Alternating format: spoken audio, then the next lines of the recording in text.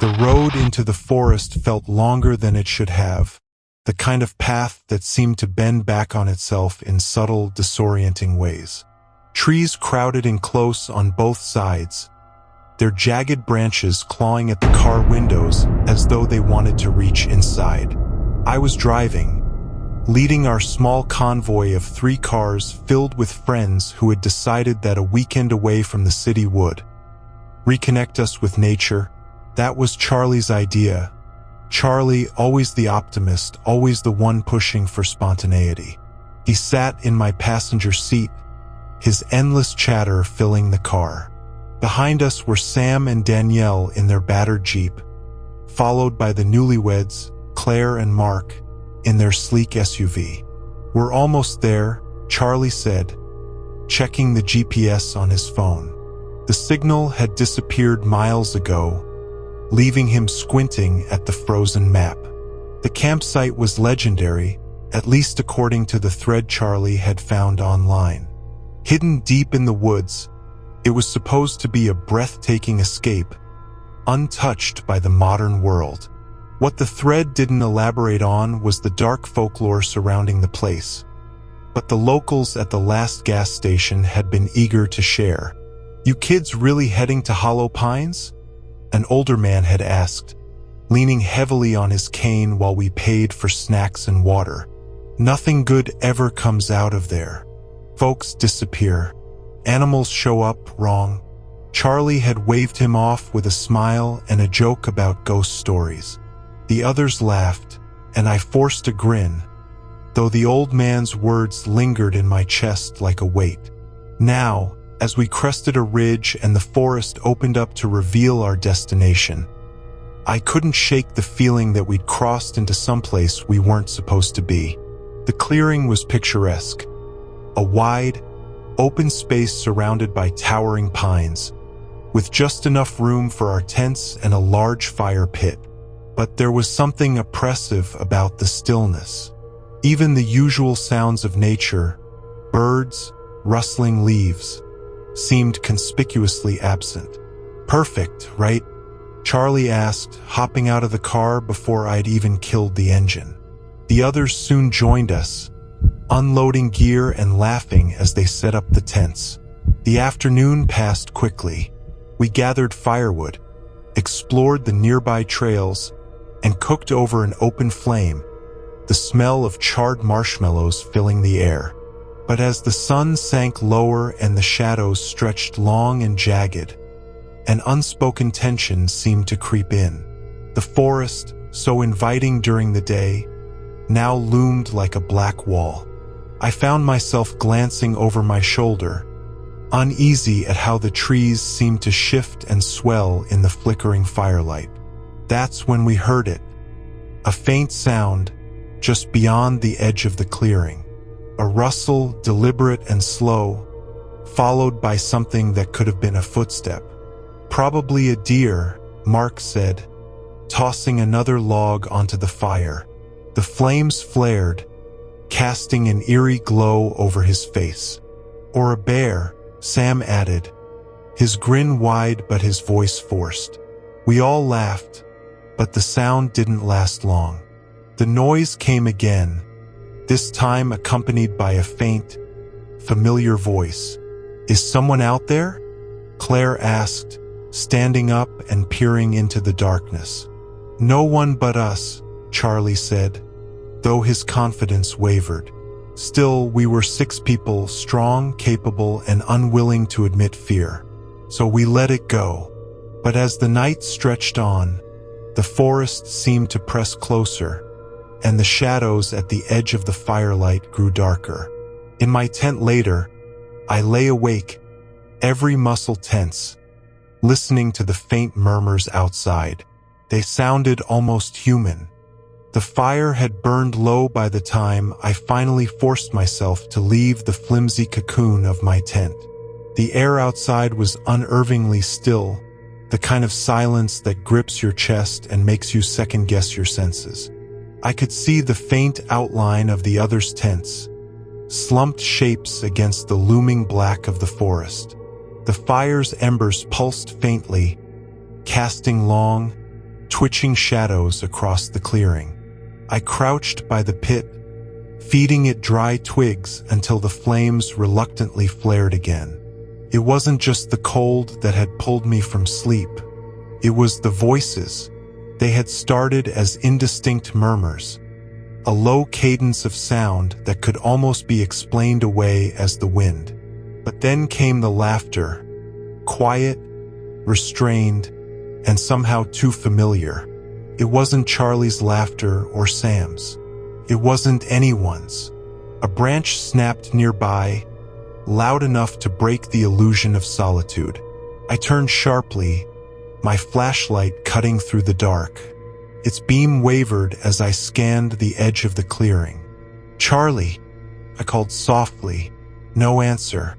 Then, from somewhere deeper in the woods, I heard my own voice call back, "Charlie?" The flashlight shook in my hands, the beam trembling as it landed on the edge of a tree. The bark looked darker than it should have, almost wet, and for a moment I thought I saw it twitch. "Hello!" My voice cracked, the sound thin and brittle. Another snap, closer this time. I spun around, the flashlight darting wildly. And then I saw it, just for a moment, a figure at the edge of the clearing. It was tall and hunched, its silhouette wrong, as though it couldn't quite decide what shape to take. "Who's there?" I demanded, though my legs were locked in place. The figure tilted its head, as if curious, and then it moved. Not toward me, but deeper into the trees, vanishing without a sound. A hand grabbed my shoulder, and I nearly screamed. "It's me!" Charlie's voice was a harsh whisper. His face was pale, his wide eyes darting toward the forest. "Did you hear that?" "Hear what?" I asked, though my own ears were still ringing with the phantom voices. "Something's out there," he said, pointing. It was walking around our tents. Before I could respond, another sound came, this one unmistakably human. Sam's voice, calling out from the woods. "Guys, I think I'm lost." Charlie and I exchanged a look. Sam's tent had been zipped shut when I left mine just minutes ago. There was no way he could have wandered off without us noticing. "Stay here," Charlie said, stepping forward. "No," I said quickly, grabbing his arm. "Don't," but he was already moving toward the trees. The fire flickered lower again, as if protesting. "Sam," Charlie called, his voice steady but strained. I followed him, my flashlight still trembling in my grip. The forest swallowed us quickly, the clearing vanishing behind a wall of gnarled branches. "Sam," Charlie called again. The reply came immediately, but it wasn't right. The voice was too far away, and it carried an edge, like the words had been stretched and folded. "Over here," it said, but the sound didn't match the direction. We both froze. Charlie's face twisted in confusion and growing fear. "Sam," the voice came again, closer now. "Help me." It was a plea, soft and fragile, but wrong in a way that made the hair on the back of my neck rise. "Let's go back," I whispered, pulling at Charlie's sleeve. Before he could respond, a shadow broke away from the darkness ahead. My flashlight caught the shape of a face, Sam's face, but his eyes weren't his. They glowed faintly, catching the light like an animal's. His lips parted in a too-wide grin, and then he turned and ran deeper into the trees.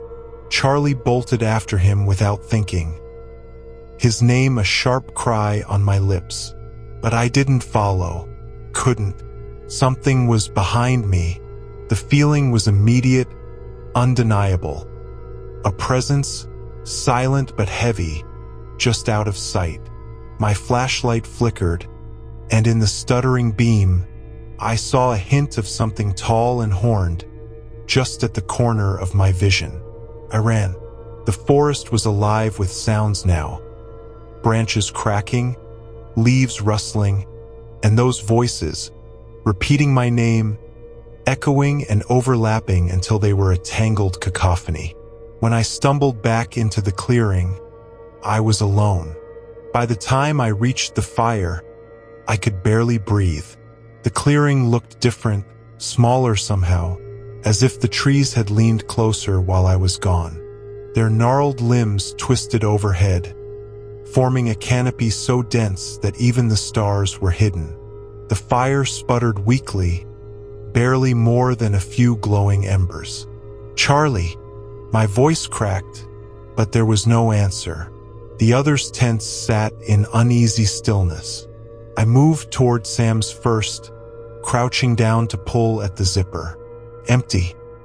His sleeping bag was still inside, rumpled, as if he had only just left. Next was Laura's. The zipper resisted at first, the teeth catching, and for a horrible moment, I thought I would find something inside I couldn't handle. But it too was empty. Panic surged through me.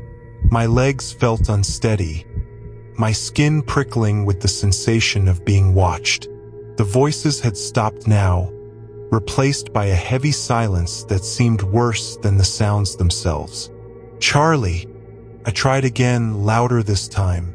From somewhere deep in the woods, I heard what I thought was his voice, faint and strained. Here, the single word sounded fractured, like it was being pulled through a veil of static. I hesitated, staring into the impenetrable dark, but I couldn't bring myself to move. A noise broke the silence, a low, guttural sound that sent a jolt of primal fear through me. It wasn't human. It came from the edge of the clearing, just beyond the firelight. I turned, the flashlight trembling in my grip as I swung it toward the sound. At first, I saw nothing but the rough bark of trees and the dense underbrush. Then movement. A shadow detached itself from the darkness, stepping into the faint glow of the embers.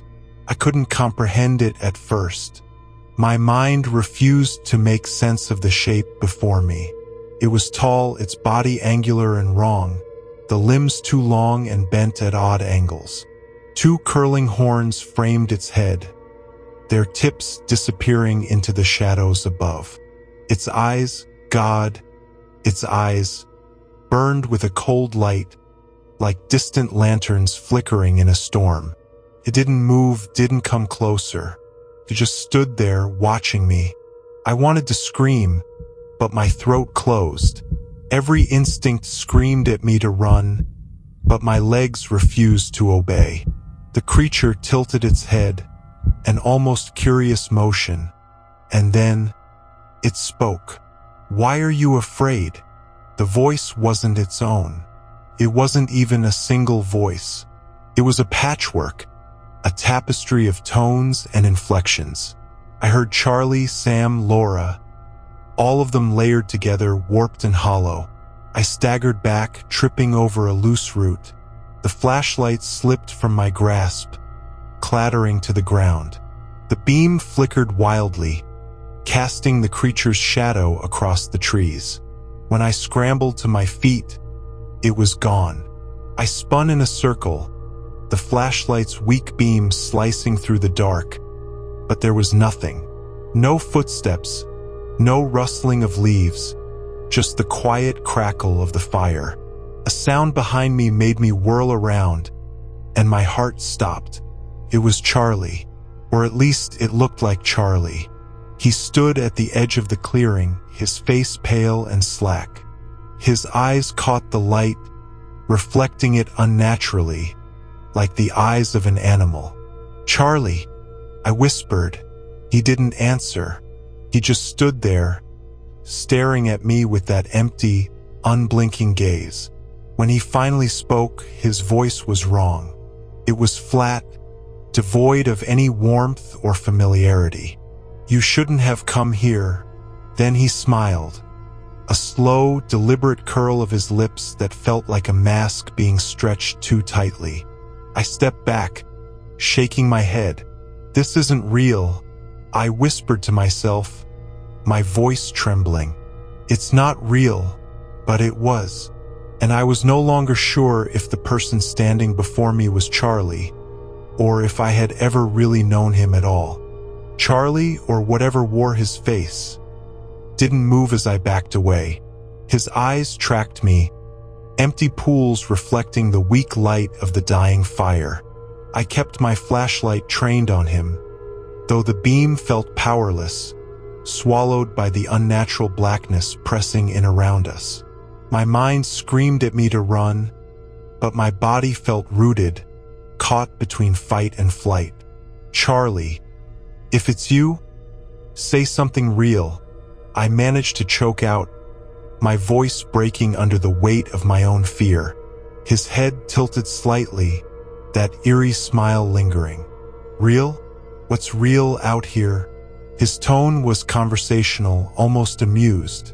It was a mockery of the way Charlie used to speak, the cadence wrong in subtle, chilling ways. A rustling sound came from the trees behind him. It wasn't a gentle breeze or the harmless stir of nocturnal animals.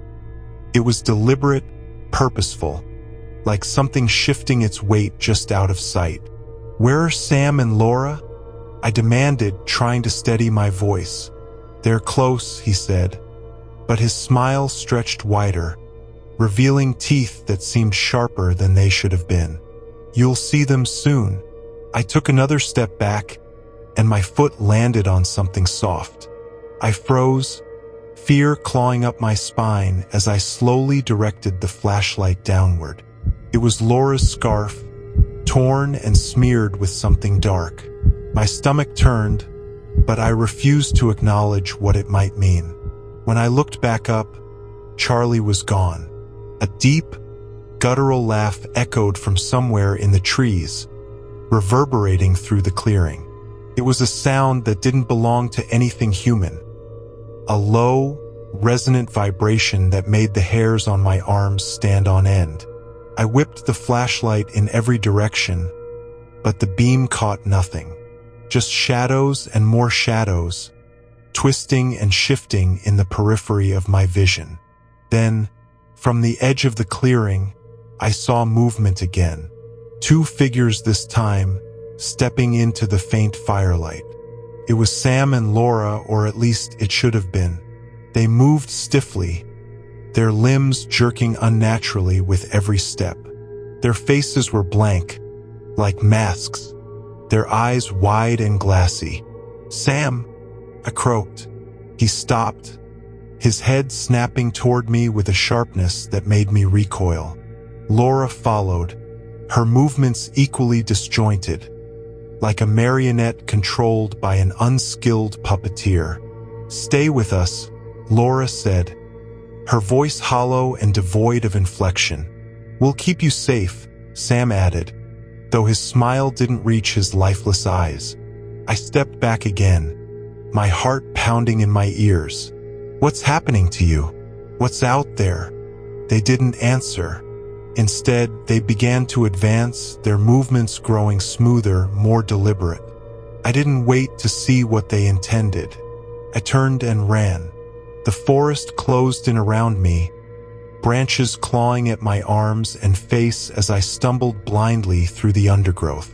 My breath came in ragged gasps, my flashlight bouncing wildly with every step.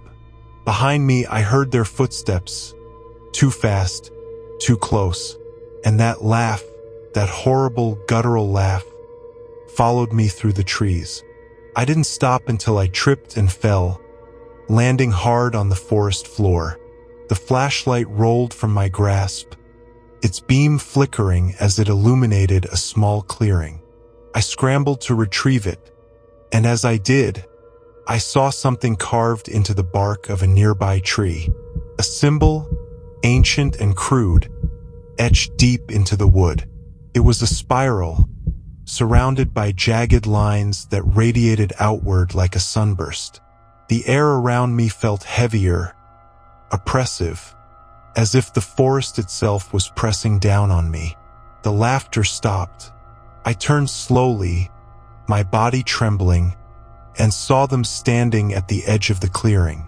Sam, Laura, and Charlie, or whatever they had become, watching me with those empty, unblinking eyes. "You can't leave," Charlie said, his voice layered with something ancient, something inhuman. "You belong to the forest now." The trees seemed to shift around me, their shadows stretching unnaturally as the darkness deepened. I clutched the flashlight, knowing it wouldn't save me but unwilling to let it go. And then, from somewhere deeper in the woods, I heard my own voice calling my name. It was the forest's final mockery, and I realized too late that there was nowhere left to run. The sound of my own voice calling my name shattered what was left of my resolve. It wasn't just the tone. It was how it echoed, bouncing off the trees in a way that made it feel alive. Mocking, taunting. I staggered to my feet, gripping the flashlight like a talisman, though its flickering beam was more a cruel joke than a beacon. The three figures, Charlie, Sam, Laura, stood unmoving at the clearing's edge, their eyes fixed on me as though they were waiting. Waiting for what? The answer came too quickly. The sound of cracking branches filled the air, followed by a low rumble, almost like an earthquake but more primal, more alive. The forest seemed to shudder, as though it too was a living thing, waking from its slumber. Then the figures moved. Not walking, not running, they glided, their feet barely touching the ground. Their faces were a grotesque mimicry of humanity, smiles frozen in place, as if someone had carved them into their flesh. I didn't wait. I ran. This time, I wasn't thinking about direction or escape. My only thought was to get away. The forest closed in tighter, the trees leaning toward me, their branches twisting like skeletal arms reaching out.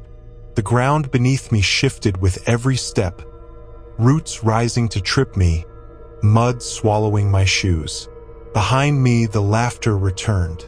But now it wasn't alone. Whispers joined it, not words, not quite. They were fragmented, broken syllables that crawled into my ears and rooted in my brain. Each one carried a weight that pulled at my sanity, dragging me closer to the edge. Just keep moving, I told myself, though my voice sounded foreign, trembling and hollow. Ahead, I saw a faint light, dim, pulsing, but unmistakable. It wasn't the cold, indifferent glow of the flashlight. It was something else, something warm, almost inviting. I stumbled toward it, desperate for anything that wasn't this suffocating darkness. As I drew closer, I realized it wasn't a light but a fire. A campfire. It was our campfire. I stopped dead in my tracks, my breath catching in my throat. I had run in a straight line, hadn't I? How could I have circled back? The clearing was empty now. The fire burned low, reduced to embers. My pack was where I had left it, the tent still zipped shut. Everything looked untouched, as if we had never left. But the forest wasn't quiet. From just beyond the firelight, I heard movement again. Branches cracking, leaves rustling, footsteps too heavy to belong to any animal. And then I saw it. At first, it was just a shadow, a distortion in the air. But as it stepped closer, the firelight caught it, revealing something that defied understanding. The creature was tall, impossibly tall, with limbs that seemed to stretch unnaturally as it moved. Its body was a patchwork of fur and sinew, its torso hunched but muscular, its legs ending in cloven hooves. But the most horrifying feature was its face, or lack of one. Where its face should have been was a void, a blackness so complete it seemed to pull the light toward it. And yet, I felt its gaze, sharp and penetrating, boring into me as though it could see every thought, every fear. It moved slowly, deliberately, circling the campfire as though savoring my terror. My legs refused to move. My mind screamed at me to run, to fight, to do anything, but I was paralyzed. And then it spoke. Not with words, not with a voice. Its thoughts crawled into my head, raw and invasive, filling me with images of the others. Charlie, Sam, Laura. I saw them standing in the dark, their faces twisted into grotesque masks of pain and ecstasy. They are mine now, the thought hissed, slithering through my mind like poison. And soon, so will you be. The fire flared suddenly, bright and violent, casting shadows that danced like specters across the trees. The creature stopped, its head tilting as if listening to something only it could hear. And then, just as suddenly as it had appeared, it was gone. The forest fell silent, but the stillness was worse than the noise. I sank to my knees, my body trembling, my mind unable to process what had just happened. The Goatman was real, and it was still out there, waiting. I sat by the dying fire, my body numb from shock, my mind a storm of disbelief and raw terror. Every shadow, every crackle of the embers felt alive, pressing in around me like a predator toying with its prey. My breath came in short, sharp gasps as I stared at the edge of the clearing, expecting, no, dreading, to see that impossible figure again. The forest had become a cage, and I was trapped. I forced myself to move, to stand, though every muscle screamed in protest. My flashlight was still clutched in my hand, but it had long since died, leaving me with nothing but the faint glow of the fire. I grabbed my pack, fumbling inside for anything useful. A lighter, a knife, even a scrap of food. My hands trembled so badly that I nearly dropped everything. Then I heard it again. The sound that had started all of this. Footsteps. They weren't far, just beyond the clearing, slow and deliberate. But this time they didn't come alone. Voices joined them, familiar voices. Sam! It was Laura's voice, clear and sweet, calling out from the darkness. Laura? I whispered, but the name caught in my throat. I knew it wasn't her. Couldn't be. The footsteps grew louder, closer, circling the clearing. Then another voice joined hers, low and steady. Charlie's hurt. We need your help. It was Sam, or at least it sounded like him. But there was something wrong. An edge to his tone, like a bad actor reciting lines. My heart hammered in my chest as I gripped the knife, the only weapon I had. I didn't know what was out there, but I knew I couldn't trust it. The voices called again, more insistent this time. We're lost. Come find us. Laura again. But her voice cracked, breaking into a sob that tugged at something deep inside me. I wanted to believe it. I wanted to run into the trees, to find my friends and pull them out of this nightmare. But I remembered the way they'd stood in the shadows, their faces wrong, their movements unnatural. Why are you hiding? Sam's voice this time closer than before.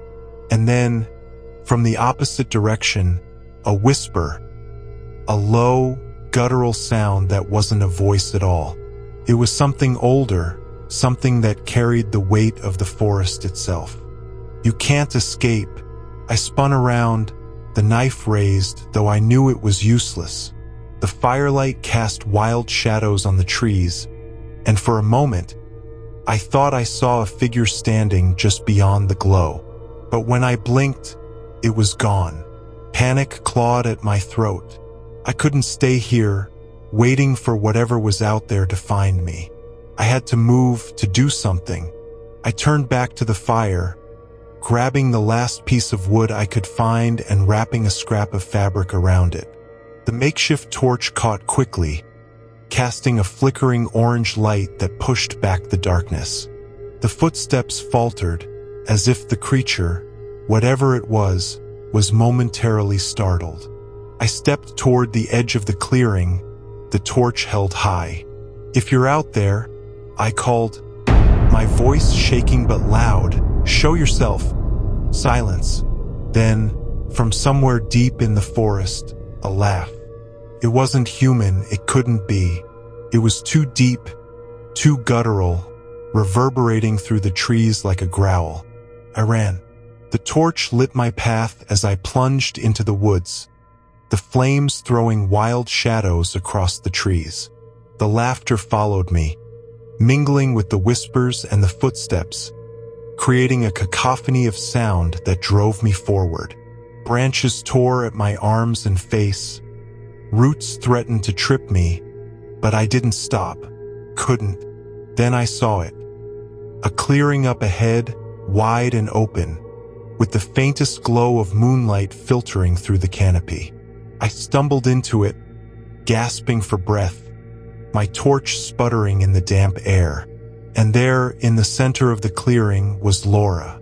She stood motionless, her back to me, her hair matted with dirt and leaves.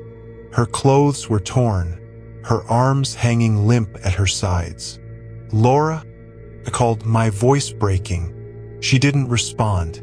I stepped closer, the torchlight illuminating her pale skin. Something was wrong, terribly, horribly wrong. "Laura?" I said again, reaching out to touch her shoulder. She turned.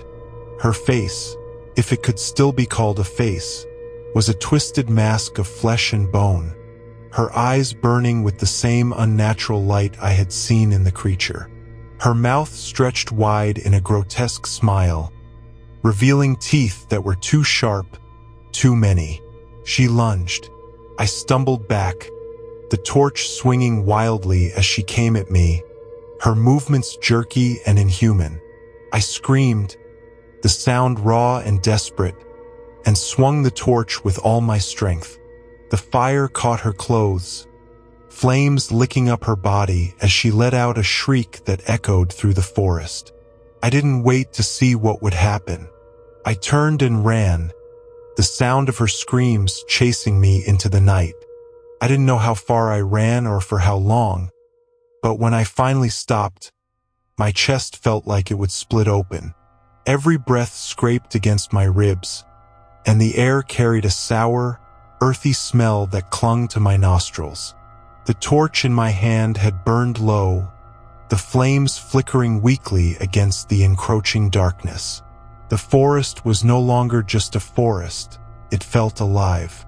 The trees leaned in unnaturally close, their branches clawing at the sky like skeletal fingers. The ground squelched beneath my boots as though I were walking on something that shifted and breathed. Behind me, the silence wasn't comforting. It was oppressive.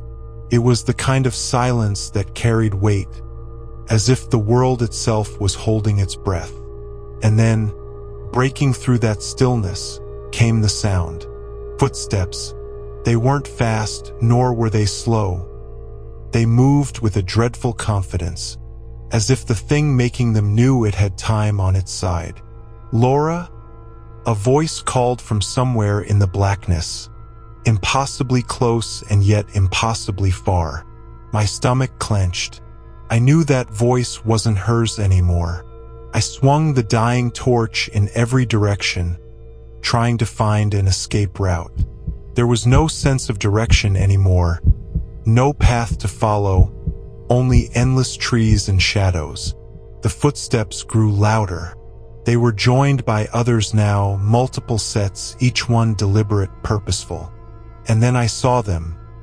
Shapes moving through the trees, their outlines human but wrong in every way that mattered.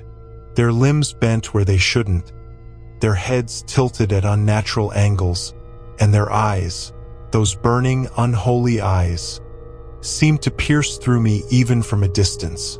I didn't wait. My legs carried me forward, deeper into the forest, my mind screaming for escape even as my body teetered on the brink of collapse.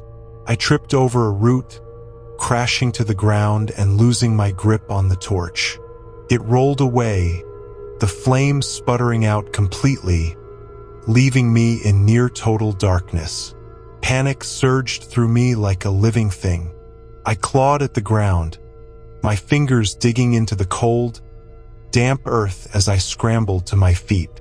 The footsteps were closer now, circling me, accompanied by whispers that twisted in and out of the trees like smoke. "Sam, help us. You can't leave." I bit down on the inside of my cheek to stifle the scream rising in my throat. They were trying to draw me out, to make me falter. And then I felt it. Something brushed against my arm, light as a breath but unmistakable. I spun around, swinging wildly with the knife I'd forgotten I was holding. It connected with nothing but air, but the sensation lingered. A cold, crawling touch that seemed to seep into my skin. From the corner of my eye, I caught a flicker of movement.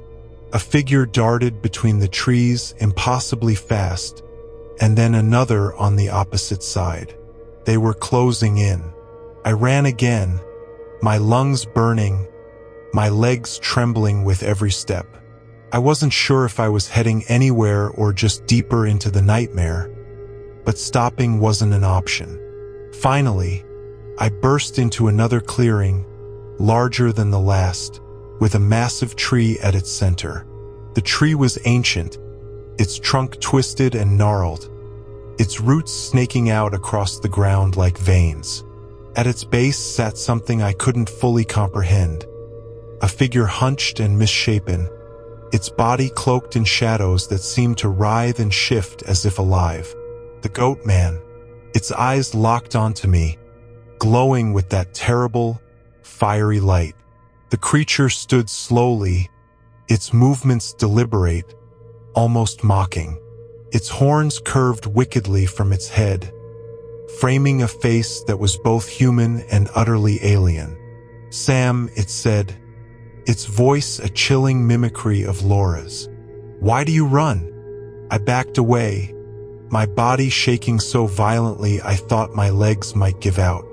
The knife felt useless in my hand, a child's toy against something so ancient and malevolent. It stepped closer, and I saw its form more clearly. A grotesque amalgamation of man and beast, its body shifting with every step as if it couldn't quite decide what it wanted to be. "You're alone," it said, its voice now Sam's, dripping with false sympathy. "No one's coming for you." I wanted to shout back, to scream that it was wrong, but the words caught in my throat. The Goatman tilted its head, studying me with a predator's patience. Then it smiled, a slow, deliberate baring of teeth that were too sharp, too many. I stumbled back further, my foot catching on one of the tree's sprawling roots. I fell hard, the impact knocking the wind from my lungs. And then it was there, standing over me, its shadow swallowing me whole.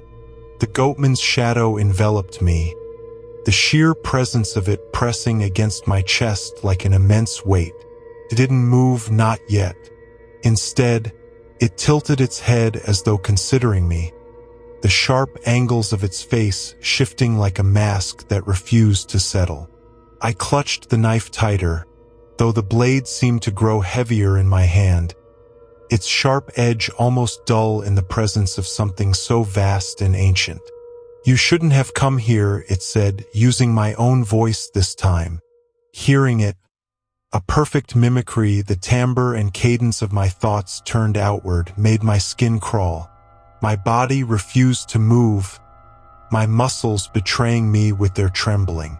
The creature leaned closer, its burning eyes narrowing, and I could feel heat radiating from it, scorching the cold air around us. "Run," it said softly, almost mockingly, as if the very word were a joke it found particularly amusing. I staggered to my feet, driven not by courage but by raw, primal fear. My body responded instinctively, launching itself forward in a wild, uncoordinated sprint. The forest erupted around me as I crashed through the undergrowth, branches clawing at my face and arms. Behind me, I heard it move. The sound wasn't footsteps, it was something else entirely. A shifting, slithering noise, as if the Goatman were pulling the forest itself along with it, bending the trees and roots to its will. It wasn't chasing me, it was surrounding me. The voices came again, layered and overlapping, each one eerily familiar. "Don't leave us, Sam. Stay, and it will all end. Trust us." They echoed from every direction, some sounding impossibly far, others whispered directly into my ear. My head pounded with the strain of distinguishing reality from the onslaught of noise. I didn't stop running, even as the terrain grew treacherous. My feet slipped on moss-covered rocks, my legs tearing through brambles that left thin, burning cuts across my skin. Ahead, the trees thinned slightly, revealing a faint glimmer of light. Safety. It had to be safety. I pushed toward it, desperate to escape the crushing presence behind me. The light grew brighter, warmer, and for a fleeting moment, I allowed myself to hope. But as I broke into the clearing, my breath caught in my throat. It wasn't light. A bonfire blazed at the center of the space, the flames licking high into the air, casting long, erratic shadows that danced like specters. Surrounding the fire were figures, their faces obscured by the flickering light. At first glance, they seemed human, but the longer I stared, the less certain I became. Their movements were jerky, disjointed, like puppets on invisible strings. Their heads turned toward me in unison, as if drawn by some unseen signal. And then, one by one, they began to speak. "Sam," they said, their voices blending together in a chilling harmony. "You can't leave." The Goatman stepped into the clearing behind me, its towering form dwarfing the firelight. The figures around the fire turned toward it, bowing their heads in reverence, and I understood, too late, that I had been driven here on purpose. "Why fight?" it asked, its voice shifting again, now taking on the familiar cadence of my mother's. "You've already lost." My hand tightened around the knife, the only barrier between me and total surrender. I raised it, though it felt absurdly small against the enormity of what I faced. The Goatman didn't laugh, but its expression twisted into something close to amusement. "You think that will save you?" it asked, its form beginning to shift and blur. "It's not the blade that matters."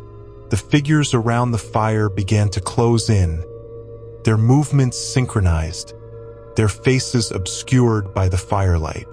I swung the knife wildly, the blade cutting through air as they advanced. "Stay back," I shouted, the sound of my own voice trembling and weak. They didn't stop. The Goatman stepped closer, its presence overwhelming, its shadow stretching impossibly far. I stumbled backward, my foot catching on a root, sending me sprawling to the ground. It loomed over me, its fiery eyes locking onto mine. "Let go," it said, and for a moment the world seemed to tilt. The flames of the bonfire dimmed, the forest around us growing impossibly quiet. My vision blurred, and I felt something cold and insidious seep into my mind. Was this surrender? I forced my eyes shut, fighting the creeping numbness that spread through my limbs. The Goatman stood over me, its silhouette rippling as if it were part of the firelight itself. Around me, the figures shuffled closer, their footsteps slow, deliberate. I focused on the knife in my hand, its cold weight a fragile tether to reality. It wasn't much, but it was mine, and I wasn't about to relinquish it. "Get up," I told myself, the words like a chant, though my voice barely rose above a whisper. The figures' faces came into view now, if you could call them faces. They weren't fully formed, as though someone had started sculpting features but abandoned the effort halfway. Their mouths opened and closed soundlessly, each movement wrong, stuttering, as if they were trying to mimic something they'd forgotten. I scrambled backward on the ground, my hands digging into the cold dirt, until my back collided with the rough bark of a tree. The Goatman didn't move. It simply tilted its head, its glowing eyes narrowing, the ember-like light within them flickering. "You're wasting energy," it said, its voice now eerily calm, impossibly soothing. I pressed the blade against my palm, the sharp sting grounding me. "Stay away," I hissed, though I didn't believe for a second that my words would hold any power. The fire in the clearing burned brighter suddenly, its heat rolling over me in waves. The figures froze mid-step, their disjointed movements halted. Slowly, as if drawn by invisible strings, their heads turned to look at the Goatman. It raised one clawed hand, the movement impossibly slow, deliberate.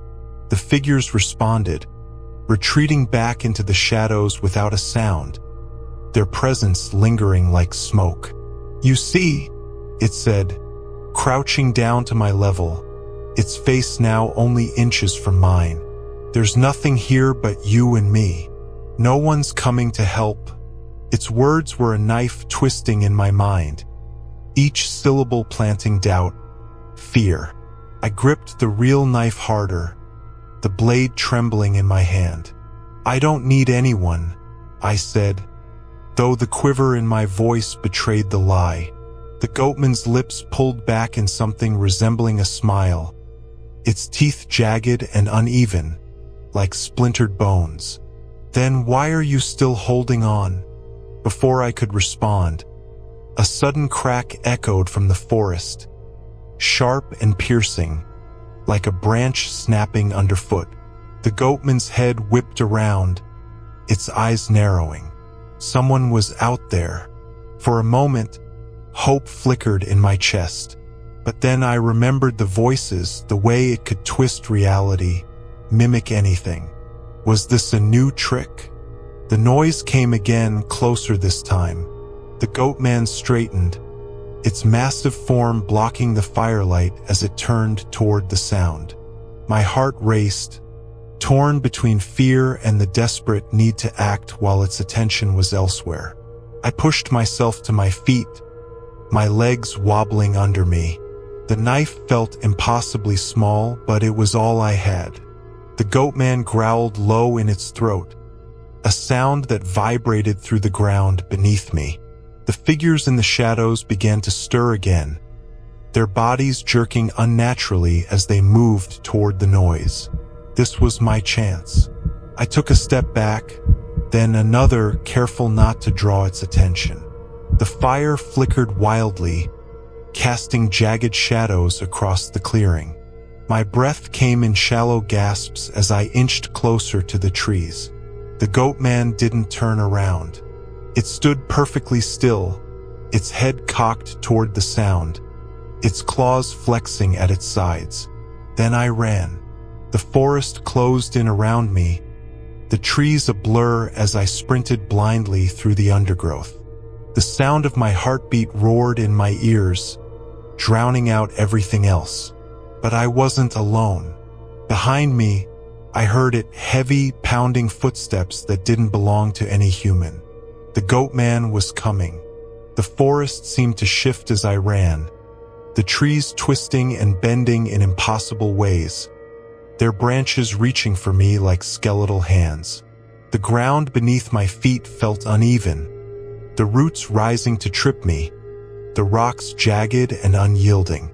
And then, ahead of me, I saw it, a faint glimmer of light cutting through the darkness.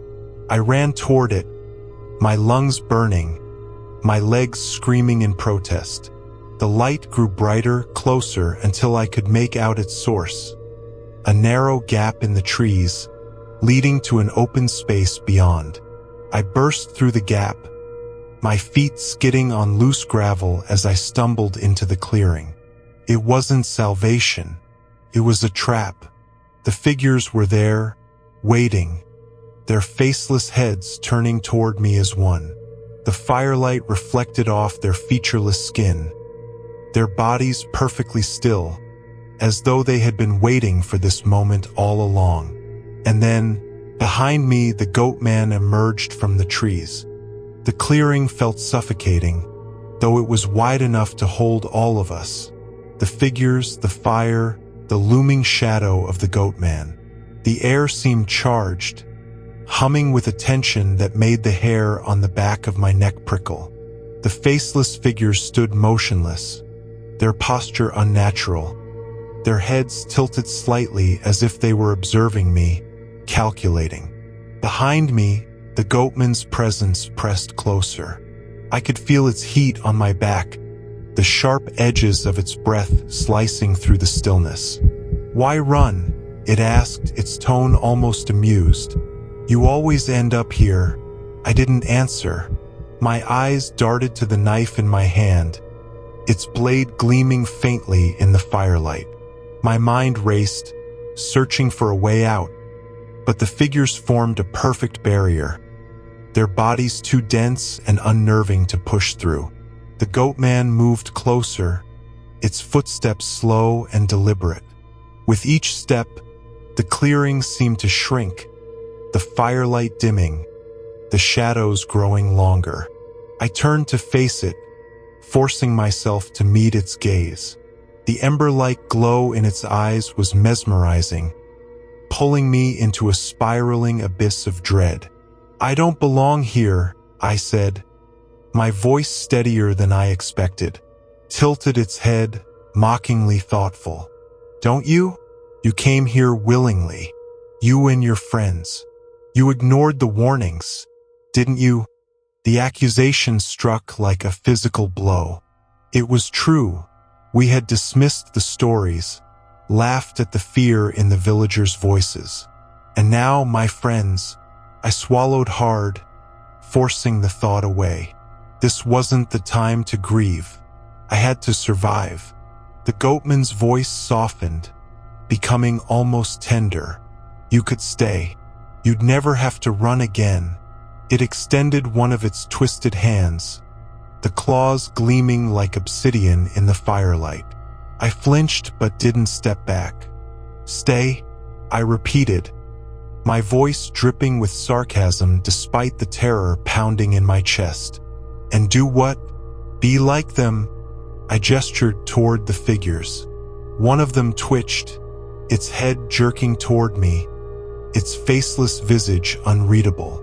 The Goatman chuckled, a deep, guttural sound that sent shivers racing down my spine. "They're free. More than you'll ever be." The figures began to move, their bodies swaying in unison, creating a hypnotic rhythm. It was as if they were part of some silent dance, their movements fluid yet disjointed, defying logic. I took a step back, clutching the knife tighter. My pulse thundered in my ears, drowning out everything except the rhythmic sway of the figures. "I'm not like them," I said, though my voice wavered. The Goatman's grin widened, revealing jagged teeth that seemed to glow faintly in the darkness. "Not yet." The figures surged forward, their movements sudden and violent. I raised the knife instinctively, slashing at the nearest one. The blade sliced through its shoulder, but there was no sound, no resistance. It didn't bleed. It didn't even flinch. The Goatman laughed, the sound echoing around the clearing like a chorus of mocking voices. Flesh and steel mean nothing here. Panic surged through me as the figures closed in, their arms outstretched, their featureless faces hauntingly empty. "Think," I told myself, the word pounding in my skull like a drumbeat. There had to be a way out. My eyes darted to the fire, its flames flickering weakly. An idea sparked. A desperate, reckless idea, but it was all I had. I lunged for the fire, ignoring the searing heat as I grabbed a burning branch. The wood bit into my palm, the flames licking at my skin, but I didn't let go. The figures hesitated, their swaying rhythm faltering. Even the Goatman seemed to pause, its glowing eyes narrowing. I swung the branch wildly, the flames roaring as they cut through the air. The figures recoiled, their movements jerky, as if the fire was disrupting whatever force controlled them. "You're afraid of this, aren't you?" I said, my voice rising with newfound defiance. The Goatman snarled, its claws flexing. "Afraid? No. But you, little one. You're playing with something you don't understand." The firelight reflected in its eyes, casting them in a fiery glow that seemed almost alive. "I don't need to understand," I said, thrusting the branch toward it. The flames flared, their heat intensifying, and for the first time, the Goatman took a step back. The figures dissolved into the shadows, their forms unraveling like smoke. The clearing grew quieter, the tension thinning. But I knew it wasn't over. The Goatman's grin faded, replaced by a look of quiet rage. "You've made your choice," it said, its voice low and menacing. The fire flickered wildly, and the forest seemed to close in around us, the trees whispering secrets I couldn't hear. And then, with a sudden, violent roar, the Goatman lunged. The air, once thick with tension, now seemed to freeze as the Goatman surged forward, its claws slashing through the air. The flames from the branch sputtered in my hand, the light dimming as the force of the creature's movement seemed to drain the very life from the fire. I stepped back, heart hammering in my chest, but I didn't run. Not yet. I could still hear the faint echo of the figures, their silent presence surrounding the clearing, waiting, watching. The Goatman was upon me before I could take another step. Its body twisted unnaturally, the grotesque limbs writhing, its chitinous claws reaching for my throat. I swung the branch with all my strength, but the creature twisted to the side with an agility that defied its massive, contorted form. The branch missed, and I felt the air stir violently as it passed mere inches from the Goatman's sharp teeth. There was no sound from the forest, no bird call, no rustling leaves. Only the sharp scraping of the creature's talons as it circled me, its gaze never leaving mine. The clearing, once so open and clear, now felt suffocating, a trap of invisible threads closing in. I stumbled, my foot catching on the uneven ground, and suddenly I was falling, the dirt scraping against my hands as I tried to regain balance. The branch fell from my grasp, its last flame flickering out as it hit the ground. Panic surged through me. I couldn't let it get too close, couldn't let the darkness consume me, just as it had done to my friends. The Goatman took a slow, deliberate step toward me, its eyes gleaming with malice. It knew I was cornered now. It didn't need to rush, couldn't breathe. My lungs ached as I forced myself to rise, but my legs felt like lead. It was so much harder than before. Was this the weight of my own fear? Or had something changed in the air, in the very fabric of the forest around me?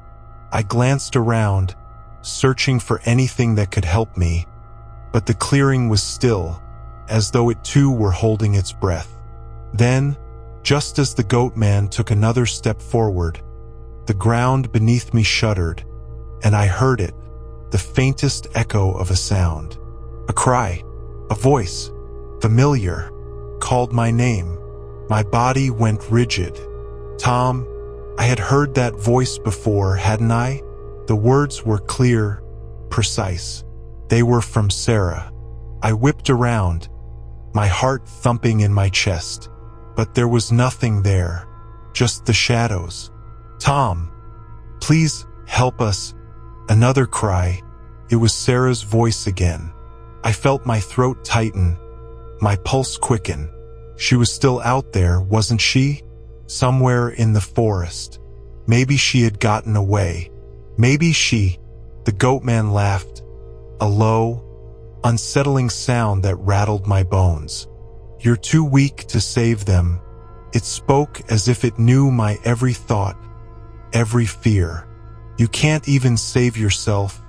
I could feel its gaze on me, heavy and unyielding, like a weight pressing down on my chest. It knew what I was thinking. It knew my desperation. I could see her face in my mind now, pale and lost.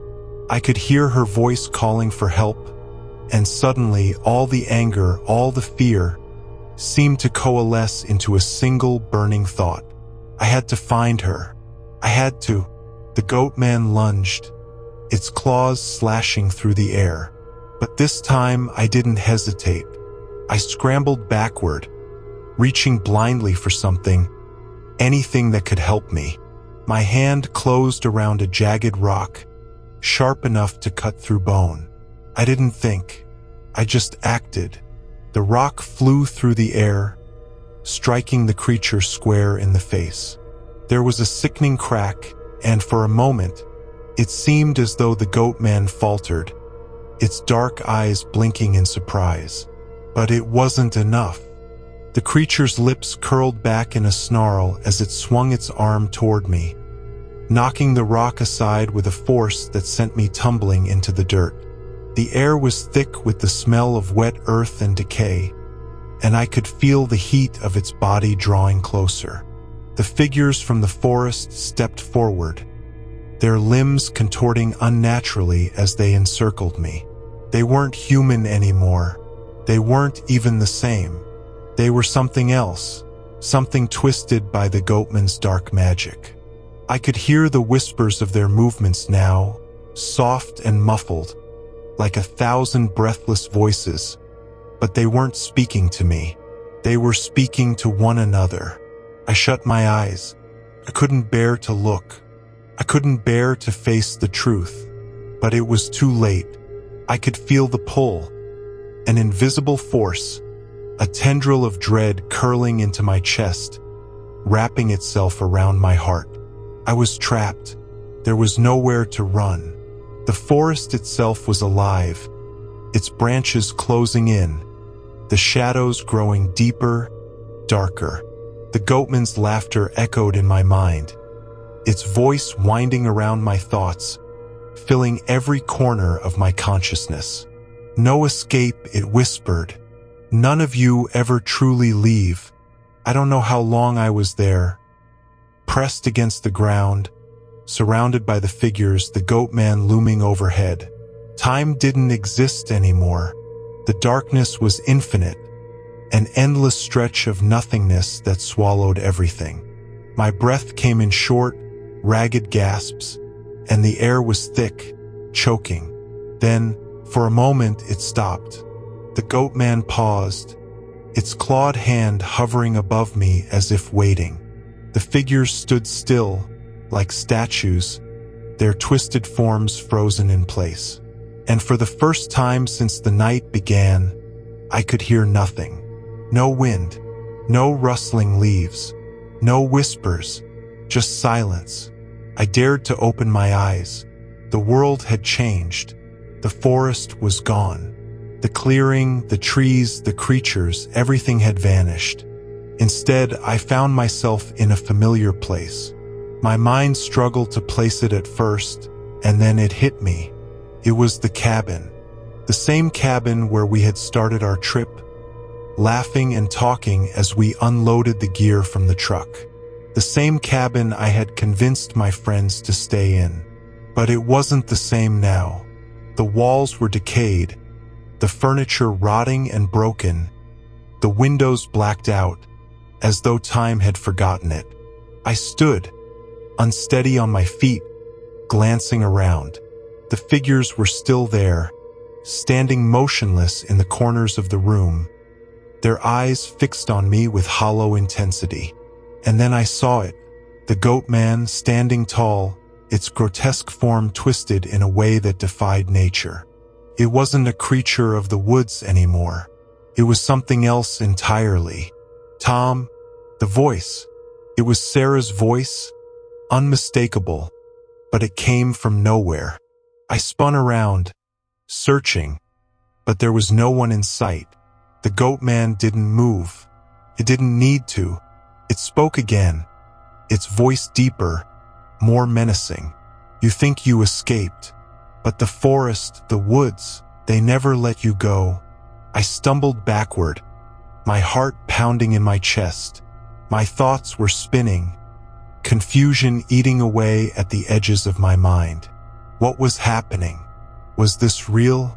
Was I still trapped in the forest? Or was this something else entirely? Sarah? I called out, my voice trembling. Where are you?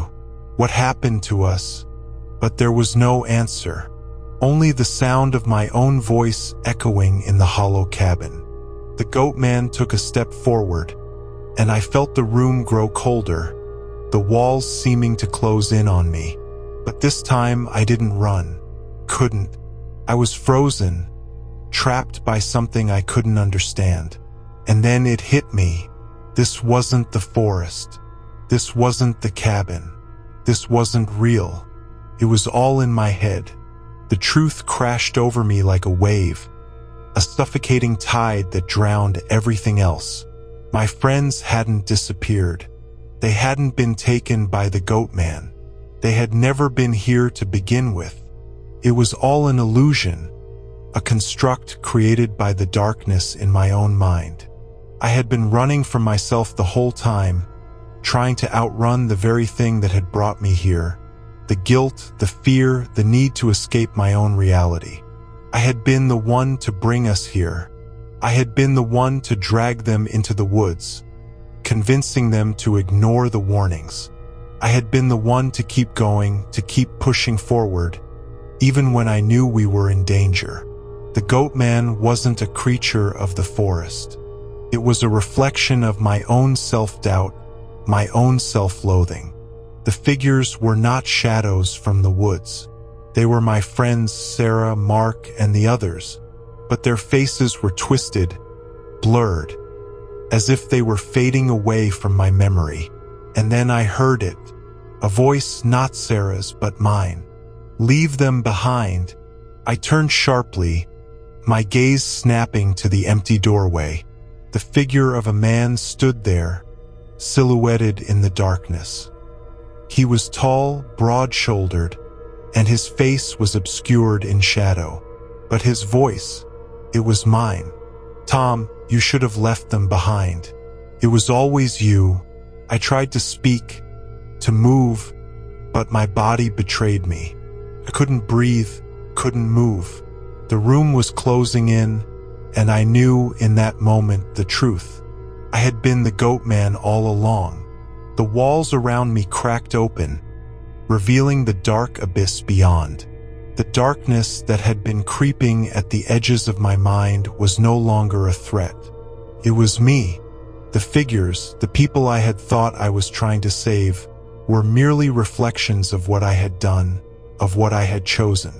The choices I had made, the lies I had told, the betrayals I had committed. They had all led me here, to this place, to this final reckoning.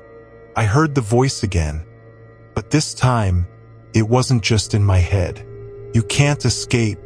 And with that, the darkness engulfed me, and I felt myself fall into the void, knowing that I would never escape the truth. The Goatman, my own creation, had been waiting for me all along, hiding in the shadows of my own mind. And as the darkness closed in, I wondered if I would ever wake up, or if I had been awake all along.